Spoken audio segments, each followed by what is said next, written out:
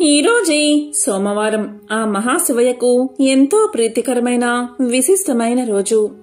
ఈ రోజు ఈ కథను విన్నా, చదివినా, చెప్పినా, వినిపించినా జన్మల దోషాలు తొలగి కోటి జన్మల పుణ్యం వస్తుంది. సకల శుభాలు కలుగుతాయి. మరి ఆ కథ ఏంటో ఇప్పుడు ఈ వీడియోలో తెలుసుకుందాం. సతీదేవి యుక్త వయసులో ఆమె శంకరుని పట్ల మక్కువను పెంచుకుంది. తన ప్రేమను ఫలింప చేసుకుంది. మహాశివుడు సతిని మెచ్చి వరించాడు. తండ్రికి సతీదేవి పరమేశ్వరుని పెళ్లి చేసుకోవడం ఎంతమాత్రం ఇష్టం లేదు. అయినా సతీదేవి ఏమీ లక్ష్య పెట్టకుండా వివాహం చేసుకుంది. శివుడు ఏమీ లేని బికారి అని, శ్మశానంలో తిరుగుతాడని, శరీరం మీద బూడిద తప్ప మరేం ఉండదని దక్షుడికి చాలా చిన్నచూపు. ప్రయాగలో మునీశ్వరులు జరిపిన యాగానికి అనేక మందితో పాటు దక్ష ప్రజాపతి కూడా వచ్చాడు. ఆయన్ని అందరూ సాదరంగా ఆహ్వానించి మాట్లాడారు. కాని మహాశివుడు మౌన ముద్రలో ఉండి దక్షుణ్ణి పట్టించుకోలేదు. అది దక్షునికి తీరని అవమానంగా తోచింది. బికారి అయిన అల్లుడికి ఇంత అహంకారమేమిటని ఆగ్రహించాడు దక్షుడు. కోపావేశంతో విపరీతంగా నిందించాడు. దాంతో నందీశ్వరుడికి కోపం ముంచుకొచ్చి దక్షుణ్ణి శపించాడు. అప్పుడు దక్షుడు రుద్రగణాలకు తిరిగి ప్రతిశాపం పెట్టాడు. అయినప్పటికీ దక్షుడికి కోపం తీరలేదు. శివుణ్ణి అవమానించేందుకు పనిమాల మహాయజ్ఞాన్ని ప్రారంభించాడు దక్షుడు. ఆ యజ్ఞానికి అందరినీ ఆహ్వానించాడు. కాని కూతురైన సతీదేవిని, అల్లుణ్ణి పిలవలేదు. తండ్రి యజ్ఞం తలపెట్టింది శివుణ్ణి అవమానించేందుకు అని సతీదేవికి తెలియదు కదా. తమను యజ్ఞానికి పిలవనందుకు ఎంతో బాధపడింది. కాని పుట్టింటి వాళ్ళు పిలిచేదేమిటి అని తనకు తానే సర్ది చెప్పుకుంది. అప్పుడు పరమేశ్వరుడు ఇలా పలికాడు. చూడు సతీ, నీ తండ్రి నన్ను కాదు కదా, కనీసం కూతురివైనా నిన్ను కూడా పిలవలేదు. పిలవని పేరంటానికి వెళ్లడం తగదు. వెళ్తే నీకు పరాభవం తప్పదు అంటూ వారించినా వినకుండా నచ్చ చెప్పి వెళ్ళింది. శివుడు ఎన్ని విధాలా చెప్పినా వినిపించుకోలేదు సతీదేవి. పుట్టింటి మీద మమకారాన్ని చంపుకోలేకపోయింది. దక్ష యజ్ఞానికి వెళ్లి తీరతానని పట్టుబట్టింది. అంగీకరించక తప్పలేదు శివుడికి. సరే వెళ్ళు అన్నాడతను. సతీదేవి ఒంటరిగా బయలుదేరింది. ఆమె అలా ఒంటరిగా బయలుదేరడం ప్రమదులకి ఆందోళన కలిగించింది. ఇంతమంది ఉన్నా ఎవరూ లేని దానిలా సతీదేవి ఒంటరిగా పుట్టింటికి పయనమవడం బాధ కలిగించింది వారికి. కాలినడకన వెళ్తున్న సతీదేవిని చూసి కళ్ళు చెమర్చుకున్నారు. తప్పు, ఇది భావ్యం కాదు అనుకున్నారు. కూడబలుక్కున్నారంతా. కానుకలు, వాహనాలు, వాయిద్యాలు సమకూర్చుకున్నారు. ఈలోపు సతీదేవిని చక్కగా అలంకరించారు. నంది వాహనంపై కూర్చోబెట్టారు. పదమ్మ అంటూ ఆమె వెంట తరలి వెళ్లారు. అంతా దక్షుని యజ్ఞవాటికకు చేరుకున్నారు. యజ్ఞం మహావైభవంగా జరుగుతోందక్కడ. సమస్త దేవతలు, మునులు కొలువుదేరి ఉన్నారు. అంతటా వేదఘోష వినవస్తుంది. చూసి పొంగిపోయింది సతీదేవి. యజ్ఞశాలలోకి ప్రవేశించింది. అయినవారు, అమ్మవంకవారు గుంపులు గుంపులుగా ఉన్నా సతీదేవిని ఒక్కరూ వచ్చావా తల్లి అంటూ పలకరించలేదు. పలకరిస్తే ప్రమాదం అన్నట్లుగా ఊరుకున్నారంతా. దక్షుడు అస్సలు పట్టించుకోలేదు. కన్నెత్తి కూడా కూతుర్ని చూడలేదు. బాధపడింది సతీదేవి. తల దించుకుని నిలబడింది. అంత దూరం నుంచి తల్లి గమనించిందది. పరుగున వచ్చింది. సతీదేవిని గట్టిగా కౌగిలించుకుంది. వచ్చావా తల్లి, రావేమో అనుకున్నాను అంది. ప్రయాణం చేసి అలసిపోయినట్లున్నావు అంది. చీర కొంగుతో కూతురు ముఖాన్ని తుడిచింది. తల్లి ఎప్పుడైతే సతిని చేరదీసిందో అప్పుడు ఇక ప్రమాదం లేదనుకుని తోబట్టువులంతా చుట్టుముట్టారామెను. అభిమానంగా పలకరించారు. రారా అంటూ సరసన కూర్చోబెట్టుకునేందుకు సిద్ధపడ్డారు. కూర్చోలేదు సతీ. కళ్ళెరజేసుకుని నిలబడింది. అమ్మ అక్కున చేర్చుకుంది. తండ్రి చేసిన అవమానాన్ని తట్టుకోలేకపోతుంది సతీదేవి. తోబట్టువులంతా కుటుంబ సమేతంగా వచ్చారు. వారందరినీ పేరు పేరునా పిలిచి తన భర్తనే తండ్రి పిలవకపోవడాన్ని భరించలేకపోయిందామె. మండుతున్న కళ్లను ఒక్క క్షణం మూసుకుని తెరిచింది. నిప్పు కణాల్లా, నెత్తురు చుక్కల్లా సతీదేవి కన్నీటి బొట్లు జలజలా నేలరాలాయి. చూశారది ప్రమదులు. కోపంతో ఊగిపోయారు. దక్షుణ్ణి వధించేందుకు కత్తులు దూశారు. వారిని వారించింది సతీదేవి. తండ్రిని కోపంగా చూస్తూ ఇలా పలికింది. మదాంధుడువై నా భర్త శివుణ్ణి ద్వేషిస్తున్నావు. నీకిది మంచిది కాదు తండ్రి. సర్వేశ్వరుడు నా భర్త ఎక్కడా, అధమాధముడివి నువ్వెక్కడా? నా భర్తకు హవిర్భాగం లేకుండా చేస్తావా? మమ్మల్ని అవమానిస్తావా? దీనికి ఇంతకింత అనుభవిస్తావు నువ్వు. నీ తనువున పుట్టిన పాపాన్ని నేను భరించలేను. నాకీ శరీరం వద్దు. ఇప్పుడే ఈ క్షణమే ఈ శరీరాన్ని వదిలివేస్తాను. పవిత్రురాలను అవుతాను. అయోమయంగా ఆందోళనగా చూస్తున్న మునులను, దేవతలను కడగంట చూసి కుశలు పరిచింది సతీదేవి. ఇక ఉత్తర దిశగా కూర్చుని కళ్ళు మూసుకుంది. చిత్తం పరమశివుని అధీనం చేసి నవరంధ్రాల్లో బంధించింది. మహామహాయోగులకు కూడా సాధ్యం కాని యోగాన్ని ఆరంభించింది. పంచ ప్రాణాలను వాటి మూల స్థానాల్లోంచి కదిలించింది. దాంతో సమాధి స్థితిలో ఉన్న ఆమె శరీరం నుంచి మంటలు ఎగసిపడ్డాయి. ఆ యోగాగ్నిలో సతీదేవి దహనమైపోయింది. ఆమె అలా దహనమైపోవడమేమిటి, ముల్లోకాల్లోనూ హాహాకారాలు చెలరేగాయి. భయంతో సమస్త భూతకోటి కంపించింది. దక్షుణ్ణి అంతా అసహ్యించుకున్నారు. ప్రమదులు మరిక ఆగలేదు. యజ్ఞవాటికలో ఉన్న అందరినీ చంపేందుకు సిద్ధమయ్యారు. ఇది భృగు మహాముని గమనించి ఋషుల్ని కాపాడేందుకు దక్షిణాగ్నిలో అభిచార హోమం చేశాడు. ఆ హోమ ఫలితంగా రుమనామకులు దేవతలు వేలాదిగా పుట్టుకొచ్చారు. యజ్ఞశాలల్లోని కొరవులనే ఆయుధాలుగా ధరించి దండెత్తి వచ్చిన ప్రమదులను ఎదుర్కొన్నారు. వారిని కొట్టిన చోట కొట్టకుండా కొట్టి అక్కడ్నుంచి తరిమి కొట్టారు. యోగ సమాధిలో ఉన్న శివుడికి సంగతంతా తెలిసింది. యోగాగ్నిలో సతీదేవి దేహత్యాగం, ప్రమదుల పరాజయం తెలిసి కోపం తెచ్చుకున్నాడతను. కళ్ళు తెరిచి చూశాడు. దిగ్గున లేచి నిల్చున్నాడు. ప్రళయ తాండవం చేశాడు. ఆ తాండవంలో శిరస్సును జట ఒకటి తెంచి భూమి మీదకు విసిరాడు. భయంకరంగా సింహంలా గర్జించాడు. చూస్తూ ఉండగాని జట నుంచి మంటలు చెలరేగాయి. అంతెత్తున లేచాయవి. ఆకాశాన్ని దహించేటట్లుగా నాలికలు చాపాయి. ఆ మంటల్లోంచి వీరభద్రుడు పుట్టాడు.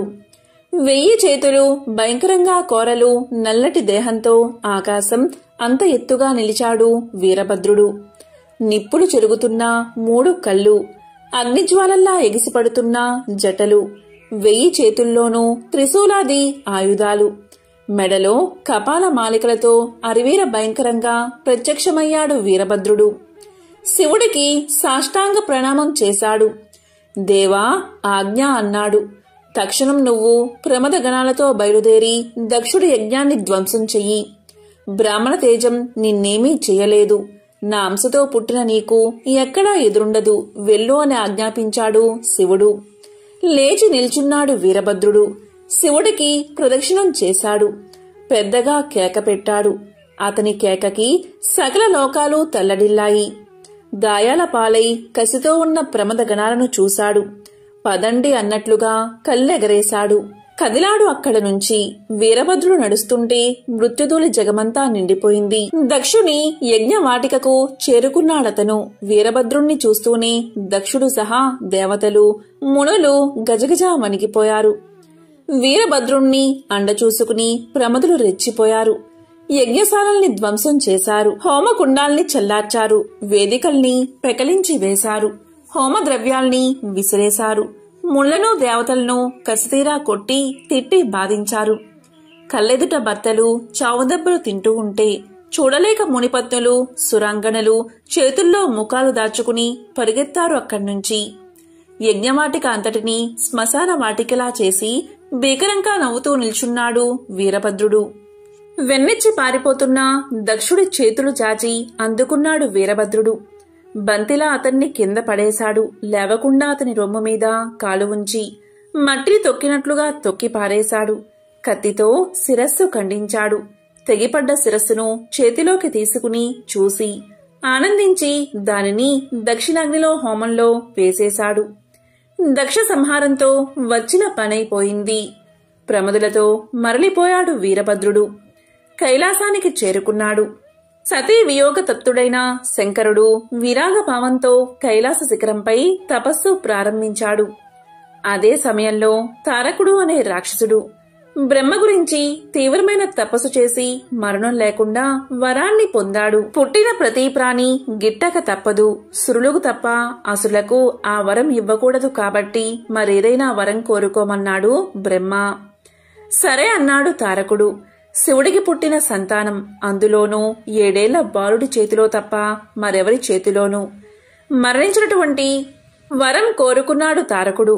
ఎందుకంటే శివుడి భార్య సతీదేవి పిలవని పేరంటానికి వెళ్లి తన పుట్టినింట భర్తకు జరిగిన అవమానానికి తట్టుకోలేక యోగాగ్నిలో దహించుకుపోవడంతో శివుడు సతీ వియోగ దుఃఖంతో విరక్తుడై ఉన్నాడు. అటువంటి సమయంలో శివుడికి పుత్రులు పుట్టడం అసంభవం కాబట్టి తన మరణం కూడా అసంభవమే అన్న ధీమాతో ఆ విధమైన వరం కోరుకున్నాడన్నమాట. సరే అన్నాడు బ్రహ్మ. అసురజన్మ కావడాన పుట్టుకతోనే సంక్రమించిన బలానికి ఈ వరబలం తోడు కావడంతో తననెవరూ జయించలేరు అన్న ధీమాతో తారకాసుడి ఆగడాలు తట్టుకోలేని విధంగా తయారయ్యాయి. వాడికి మిత్రుడైన శూరపద్ముడు కూడా జతయ్యాడు. ఇద్దరూ కలిసి దేవతలను, మానవులను, మునులను, సాధు ప్రాణులందరినీ నానా హింసలకు గురిచేయసాగారు. దాంతో అందరూ కలిసి బ్రహ్మదేవుడి దగ్గరకు వెళ్లారు, తమను ఆ దుష్టుడి నుంచి కాపాడమని. ఆ రాక్షసుడి నొసట రాతరాసిన విధాతకు తెలియదా వాడినెలా సంహరించాలో?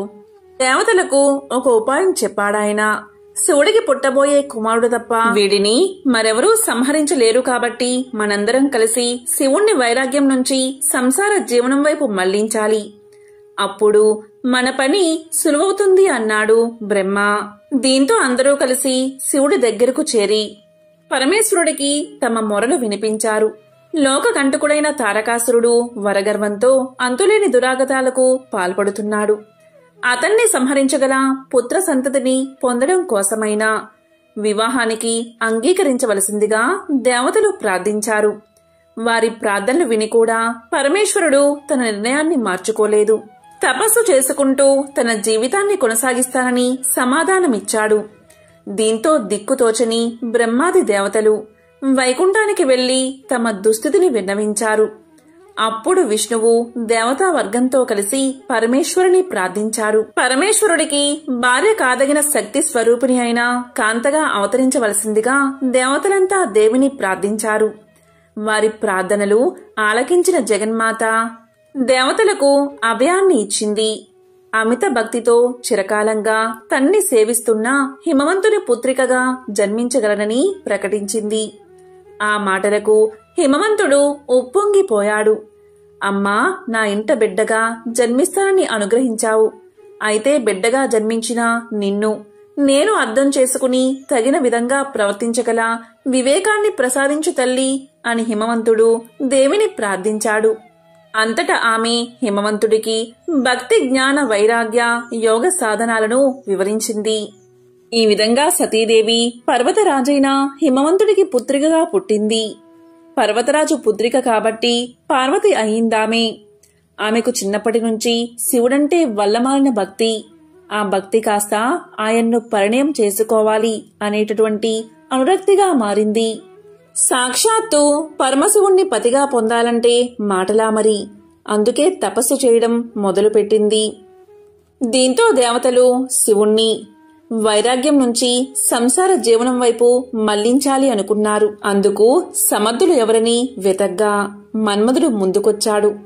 మన్మధుడి భార్య రతీదేవి ముందు భర్తను వారించినప్పటికీ లోక కళ్యాణం కోసం సరే అని ఒప్పుకుంది. ఇక్కడ సతీదేవి మహావైరాగ్యంలో ఉన్న శివుడి తపస్సు భంగం చేయకుండా ఆయన తపస్సు చేసే ప్రదేశమంతా రోజు చక్కగా అలికి శుభ్రంగా ముగ్గులు పెట్టేది. ఆయన ఏమైనా తింటాడేమోనని పళ్ళు తెచ్చి ముంగిట పెట్టేది. ఇలా ఎంతకాలం గడిచినా శివుడు కళ్ళు తెరవనేలేదు. కాని పార్వతి మాత్రం అన్న పానీయాలు మానేసి కేవలం పండుటాకులు మాత్రమే తింటూ అపర్ణగా మారింది. ఒక రోజున మన్మధుడు కాస్త ధైర్యం చేశాడు. తన చెలికాడైన వసంతుణ్ణి తోడ చేసుకుని పూల బాణాలతో శివుణ్ణి తపస్సు నుంచి మళ్లించి ఆయన కోపాగ్నిలో కీలల్లో బూడిదయ్యాడు.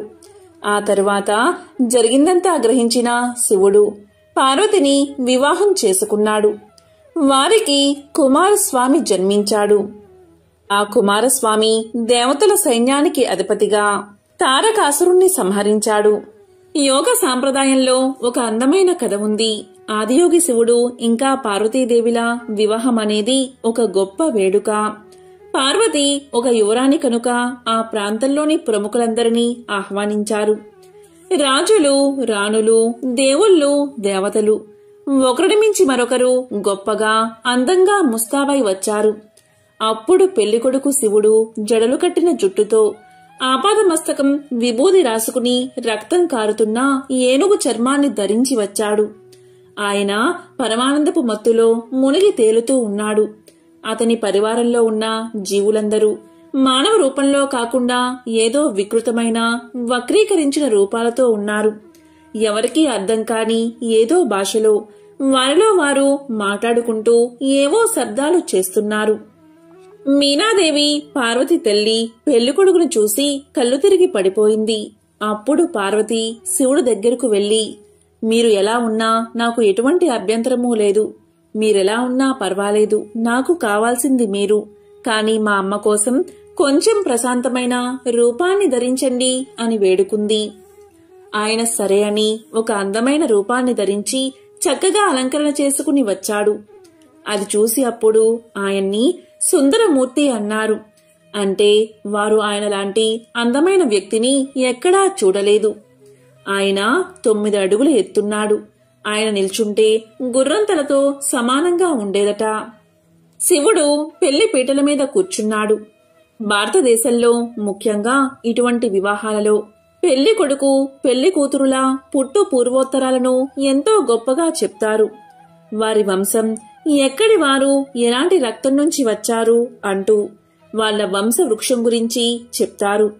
పెళ్లికూతురు విషయానికి వస్తే ఆమె తండ్రి హిమవంతుడు, హిమాలయ పర్వత ప్రాంతాలంటికి రాజు. వధువు యొక్క వంశం గురించి చాలా అద్భుతమైన విషయాలు చెప్పారు. మరి ఇప్పుడు పెళ్లికొడుకు సంగతేమిటి అని అడిగారు. శివుడు మౌనంగా అలాగే కూర్చుని ఉండిపోయాడు. ఆయన ఏమీ చెప్పలేదు. పోనీ అతని పరివారంలో వారి భాషను అర్థం చేసుకోగలిగిన వారు కూడా ఎవరూ లేరు. వారిలో అర్థం కాని శబ్దాలు చేస్తున్నారు. పెళ్లి కూతురు తండ్రికి ఇదొక అవమానంగా అనిపించింది. పుట్టు పూర్వోత్తరాలు లేని వ్యక్తి నా కూతుర్ని ఎలా పెళ్లి చేసుకుంటాడు? ఆయన ఎక్కడివాడో ఎవరికీ తెలియదు. ఆయన తల్లిదండ్రులు ఎవరో తెలియదు. ఏ వంశమో తెలియదు. ఈ వ్యక్తికి నా కూతుర్నిచ్చి ఎలా పెళ్లి చేయను అంటూ కోపంతో లేచాడు. పెళ్లికి అతిథిగా వచ్చిన నారదముని తన ఏకతార పట్టుకుని ముందుకు వచ్చాడు. ఏకతార అనేది ఒక్కటే తీగ ఉండే ఒక సంగీత వాయిద్యం. ఆయన తన ఏకతారాతో టంగ్ టంగ్ టంగ్ అని శబ్దం చేశాడు. రాజుకు మరింత కోపం వచ్చింది. ఇప్పుడు ఏకతార ఎందుకు వాయిస్తున్నారు అని అడగ్గా నారదుడు ఇలా పలికాడు. ఇదే అతని మూలం. అతనికి తల్లి లేదు, తండ్రి లేడు. అయితే మరి అతనికి మూలమేది అంటే టంగ్ ఆయన మూలనాదం. ప్రకంపన నాదం నుంచి ఆయన ఆవిర్భవించాడు. ఆయనకు తల్లిదండ్రులు లేరు, తాత ముత్తాతలు, అసలు వంశవృక్షమే లేదు. ఆయన స్వయంభువు, స్వయంగా సృష్టించుకున్నవాడు. పూర్వోత్తరాలు అంటూ ఏమీ లేని ఒక అస్తిత్వమే ఆయన. అలా పలకగా రాజు మండిపడుతూ ఉన్నాడు. అయినా వివాహం జరిగింది. శివుడి వివాహం గురించి తెలిసిన విష్ణువు, బ్రహ్మ ఈ వివాహ మహోత్సవానికి వచ్చారు. మరో విశేషమేంటో తెలుసా? ఈ వివాహ కార్యక్రమాలంటిని విష్ణువు చూసుకుంటే వివాహంలో పండితుడుగా బ్రహ్మ వ్యవహరించారు. ఈ వివాహానికి ముందు శివుడు, విష్ణువు, బ్రహ్మ ఆలయానికి దగ్గరలోని చిన్న గుంతలలో స్నానాలు ఆచరించారట. అందుకే వాటికి రుద్రకుండ, విష్ణుకుండ, బ్రహ్మకుండ అనే పేర్లు వచ్చాయి. ఈ వివాహ మహోత్సవ సమయంలో బ్రహ్మ మంత్రాలు చదువుతూ బ్రహ్మశిలను ఏర్పరిచినట్లు ఆధారాలు ఉన్నాయి. పూర్వం కావేరీ నది జలాలచే పవిత్రమైన చోళ దేశంలో ఒకానొక గ్రామం ఉండేది. ఆ గ్రామంలో ఒక గొప్ప శివభక్తుడు ఉండేవాడు. అతను భార్యతో కలిసి శివభక్తులకు సేవ చేయడమే పరమావధిగా సేవలు చేస్తూ ఉండేవాడు. శివభక్తులు భోజనం చేసిన తర్వాతే తాము భోజనం చెయ్యాలి అనే వ్రతాన్ని పెట్టుకుని దాన్ని అనుసరిస్తూ ఉండేవారు. శివభక్తుల ముందు తాను ఒక చిన్నవాడిగా, సామాన్యుడిగా భావించి వారికి సపరిచర్యలు చేస్తూ రావడం వల్ల అతనికి చిరుతొండ నాయనార్ అనే పేరు లోకంలో ప్రసిద్ధమైంది. ఈ విధంగా భక్తుల సేవలో కాలం గడుపుతూ ఉండగా అతనికి ఒక కుమారుడు పుట్టాడు. అతనికి సిరియాల దేవుడు అనే పేరు పెట్టి అల్లారు ముద్దుగా పెంచుతూ వచ్చాడు నాయనర్. కైలాసవాసి అయిన పరమేశ్వరుడు చిరుతొండ నాయనార్ భక్తిని పరిచయం చేసి అతన్ని తన కరుణా కటాక్షలతో అనుగ్రహించాలి అనుకున్నాడు ఆ మహాశివుడు. దీంతో మహాశివుడు భైరవ యోగి వేషాన్ని ధరించి ఆ గ్రామానికి చేరుకున్నాడు. చిరుతొండ నాయనార్ ఇంటి ముందు నిలబడి భవతి భిక్షాందేహి, భవతి భిక్షాందేహి అని పలికాడు. వెంటనే చిరుతొండ నాయనార్ భార్య ఇంటి లోపల నుండి బయటకు వచ్చి, స్వామి, నా భర్త శివభక్తులకు ఆహారాన్ని సమర్పించిన తర్వాతే ఆహారాన్ని తీసుకుని నియమాన్ని కలిగినవారు. ఈరోజు భక్తులు ఎవరో మా ఇంటికి రానందున వాళ్ళని వెతుక్కుంటూ ఆయన బయలుదేరారు. వారు మిమ్మల్ని చూస్తే ఎంతో ఆనందిస్తారు. మీరు ఇంటి లోపలికి వచ్చి ఆశీనులు కండి అని ప్రార్థించింది. దీంతో భైరవ వేషధారి అయిన శివుడు ఇలా పలికాడు, నేను చిరుతొండ నాయనార్ని చూడ్డానికే ఇక్కడికి వచ్చాను. వారు లేనప్పుడు ఇంట్లోకి నేను రాను. ఇక్కడే గణపతి సారం దేవాలయం సమీపంలో ఉన్న అత్తి చెట్టు కింద కూర్చుని ఉంటాను. నీ భర్త ఇంటికి వస్తే నేను అక్కడ ఉన్నట్లు చెప్పండి అని చెప్పి అక్కడి నుంచి వెళ్లిపోయాడు. ఇక శివభక్తుల కోసం అన్వేషిస్తూ వెళ్లిన చిరుతొండ నాయనార్ ఎవరూ కనబడకపోవడం వల్ల నిరాశతో ఇంటిదారి పట్టాడు. భర్తను చూడగానే అతని భార్య ఇలా పలికింది, మీరు బయటకు వెళ్లినప్పుడు శివభక్తుడు ఒకరు ఇంటికి వచ్చారు. అతను ప్రస్తుతం గణపతి సారం దేవాలయం సమీపంలోని అత్తి చెట్టు కింద కూర్చుని ఉన్నారు అని చెప్పింది. ఆ మాటలు వినగానే అత్యంత ఆనందంతో చిరుతొండ నాయనార్ వేగంగా అక్కడికి వెళ్లి ఆ భైరవమునికి నమస్కారం చేసి ఇలా పలికాడు, స్వామి, మీరు మా ఇంటికి వచ్చి ఆహారాన్ని స్వీకరించాలి అని భక్తి శ్రద్ధలతో ప్రార్థించాడు. ఆ మాటలకు యోగి ఇలా పలికాడు, నేను 6 నెలలకు ఒకసారి మాత్రమే ఆహారం తీసుకుంటాను. పశువుల మాంసాన్ని ఆహారంగా ఇస్తే దాన్ని మాత్రమే నేను తింటాను. ఇది నా పద్ధతి అన్నాడు. ఆ మాటలకు చిరుతొండ నాయనార్ ఇలా పలికాడు, స్వామి, మీరేమీ సందేహం పెట్టుకోవద్దు. నా దగ్గర పశువులు, దున్నపోతులు, పొట్టేళ్లు, మేకలు మందలుగా ఉన్నాయి. వాటిలో మీకు ఏది కావాలని చెప్తే త్వరగా దాన్ని వండి మీకు ఆలస్యం చేయకుండా నేను వడ్డిస్తాను అని చెప్పాడు. దాంతో చిరుతొండ నాయనార్ ప్రేమపూర్వకంగా మాట్లాడడం విన్నా శివయోగి ఇలా పలికాడు, చిరుతొండ నాయనార్, నేను తినడానికి అడిగింది నీవు అనుకున్నట్లు పశు మాంసం కాదు. మానవ మాంసాన్ని నేను అడిగాను. మానవ మాంసాన్ని మాత్రమే నేను ఆహారంగా స్వీకరిస్తాను. అది కూడా 5 సంవత్సరాలలోపు పసి బాలుడై ఉండాలి. శరీర అవయవాల్లో ఎలాంటి లోపము లేనివాడై ఉండాలి. అటువంటి మాంసాన్ని మాత్రమే నేను తింటాను. అంతేకాదు, ఆ పిల్లవాడు తల్లిదండ్రులకు ఒకే ఒక్క కొడుకై ఉండాలి. ఆ పిల్లవాణ్ణి తండ్రి నరుకుతూ ఉండగా తల్లి గట్టుగా పట్టుకోవాలి. ఇద్దరూ ఈ పన్ని సంతోషంగా చెయ్యాలి. కంట్లో ఒక్క కన్నీటి బొట్టు కూడా కింద రాలకూడదు. ఎందుకంటే ఆ తల్లిదండ్రులు బాధపడితే ఆ పాపం నాకే చుట్టుకుంటుంది కదా. ఈ విధంగా వాడిన మాంసాన్ని నేను తింటాను అన్నాడు. ఆ మాటలకు చిరుతొండ నాయనార్ ఇలా పలికాడు, స్వామి, అదేమంత కష్టమైన పని కాదు. మీరు మా ఇంట్లో భోజనం చేయడం నా అదృష్టంగా భావిస్తున్నాను. నేను వెళ్లి వంట చేస్తాను అని చెప్పి వేగంగా ఇంటికి తిరిగి వచ్చాడు నాయనార్. భర్త రాక కోసం ఎదురుచూస్తున్న నాయనార్ భార్య గుమ్మం ముందు ఎదురుచూస్తూ నిలబడి ఉంది. భర్తను చూడగానే ఆమె ఎంతో సంతోషించింది. వెంటనే భర్త భార్యతో ఇలా పలికాడు, శివయోగి మన ఇంట్లో భోజనం చేయడానికి సమ్మతించారు. ఒక చిన్న పిల్లవాడిని చంపి ఆ మాంసాన్ని వండి అతనికి వడ్డించాలి. అతను 5 సంవత్సరాలలోపు బాలుడై ఉండాలి అని జరిగిందంతా చెప్పాడు. ఇక భార్య భర్త మాటలకు సమ్మతించి ఆలస్యం చేయకుండా గురుకులానికి వెళ్లిన తన కుమారుణ్ణి పిలుచుకురండి అని కోరింది. భార్య మాటలకు సంతోషించి నీలకంఠ నాయనార్ గురుకులానికి వెళ్లి కుమారుణ్ణి ప్రేమతో భుజాల మీద ఎక్కించుకుని ఇంటికి చేరుకున్నాడు.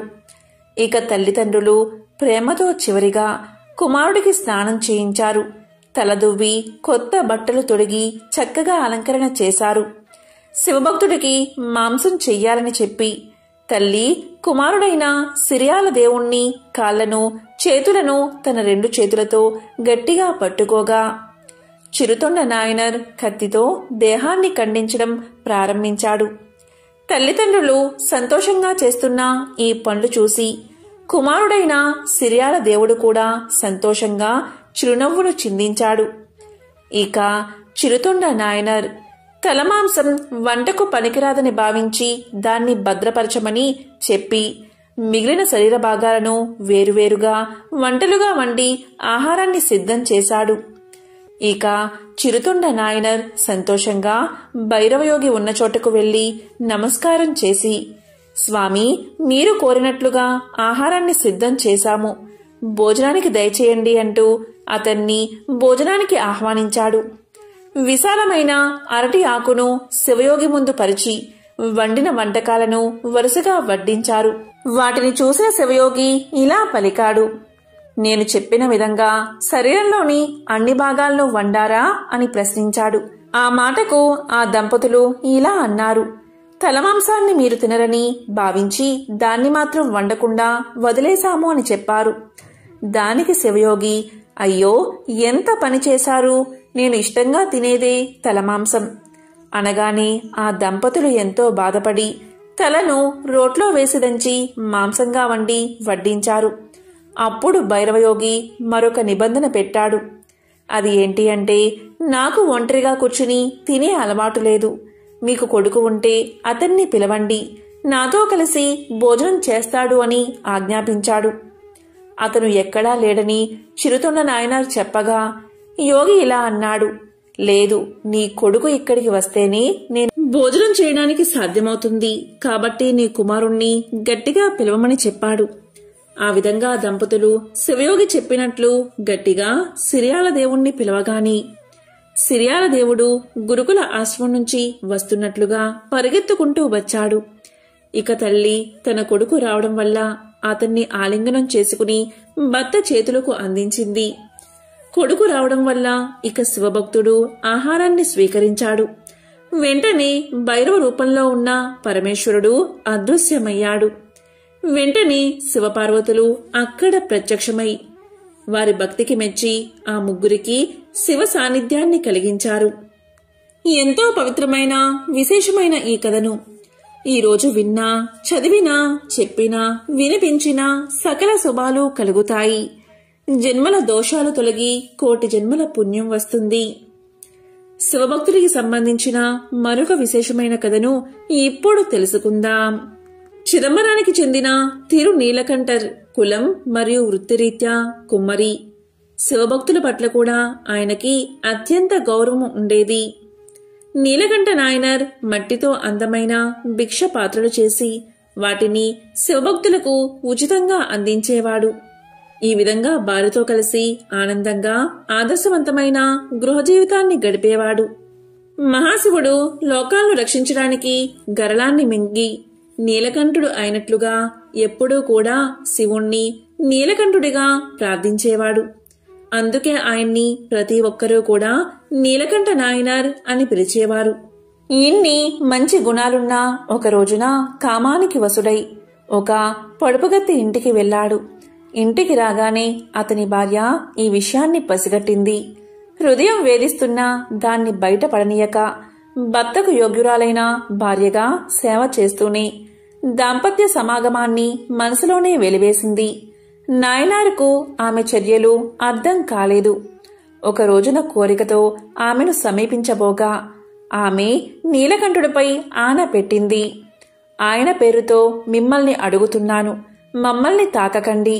ఆమె మమ్మల్ని అనింది కాబట్టి నీలకంఠ నాయనర్ లోకంలో ఏ స్త్రీని తాకకూడదని నిశ్చయించుకున్నాడు.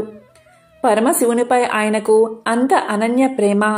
ఈ విధంగా ఒకరినొకరు తాకకుండా జీవించడం మొదలుపెట్టారు. దీని గురించి బయట ప్రపంచంలో ఎవరికీ ఏమీ తెలియదు. సంవత్సరాలు గడుస్తున్నాయి. భార్యాభర్తలు వృద్ధులు కూడా అయిపోయారు. దీంతో ఆ మహాశివుడికి వారి ఔన్నత్యం లోకానికి చాటాలి అనిపించింది. అందుకని ఒక శివయోగిగా రూపుదాల్చి నీలకంఠ నాయనర్ ఇంటికి వీచేశాడు మహాశివుడు. నీలకంఠ నాయనర్ సాదరంగా తన ఇంటిలోకి ఆహ్వానించాడు. సపర్యలు చేశాడు. యోగి ఒక భిక్షపాత్రను నీలకంఠ నాయనర్కిచ్చి ఇలా పలికాడు. నీలకంఠ నాయనర్, నేను మరలా వచ్చే వరకు దీన్ని జాగ్రత్తగా ఉంచు. ఇది నాకు అత్యంత విలువైనది.